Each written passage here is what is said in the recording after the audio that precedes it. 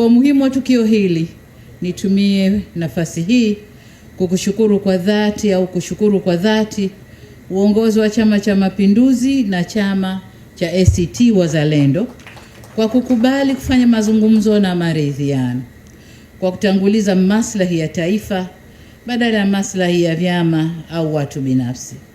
Kwa umakhususi kabisa ni kushukuru wewe Mheshimiwa Rais wa Zanzibar pamoja na Mheshimiwa Othman Masoud Othman kwa kutanguliza maslahi ya nchi katika kutafuta mustakabali wa pamoja wa amani kwa nchi yetu Zanzibar. Mheshimiwa Rais, ndugu viongozi na wananchi wenzangu, maridhiano si udhaifu bali ni ukomavu wa kisiasa unaojenga misingi ya umoja na kuheshimiana. Ni ishara kwamba viongozi wanaweza kutofautiana kwa hoja, lakini wakakubaliana katika mambo ya msingi ya uendeshaji wa nchi, kujali maslahi na usawa wa wananchi na nchi kwa ujumla. Mwelekeo huu wa kiungwana tulioshuhudia leo unafungua ukurasa mwingine katika kuimarisha umoja, amani, utulivu na mshikamano wa wananchi wa Zanzibar na Tanzania kwa ujumla. Hakika jitihada hizi zinapaswa kuendelezwa na kuenziwa.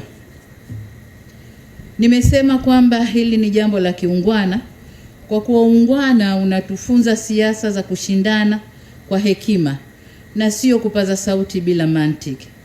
Uungwana unatufunza siasa zinazotanguliza maslahi ya nchi na wananchi wake, na siasa zinazotawaliwa na sauti zenye staha, utu, heshima na utulivu ili kufikia mustakabali wa pamoja wa kitaifa.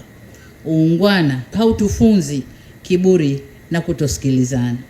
Wananchi wetu hawahitaji vurugu wala mivutano ya kisiasa isiyoisha. Wananchi wetu wanahitaji amani, usalama na utulivu. Shauku ya wananchi wote bila kujali vyama vyao ni kuona serikali ikiwapa huduma bora za kijamii, ikiimarisha shughuli zao za kiuchumi na kukuza ajira katika mazingira yenye ustawi. Kazi ambayo kwa hapa Zanzibar imetekelezwa vyema chini ya serikali ya umoja wa kitaifa katika miaka iliyopita. Na hii ndio furaha ya wananchi. Kwa maana nyingine, naweza kusema kuwa penye siasa za chuki na mivutano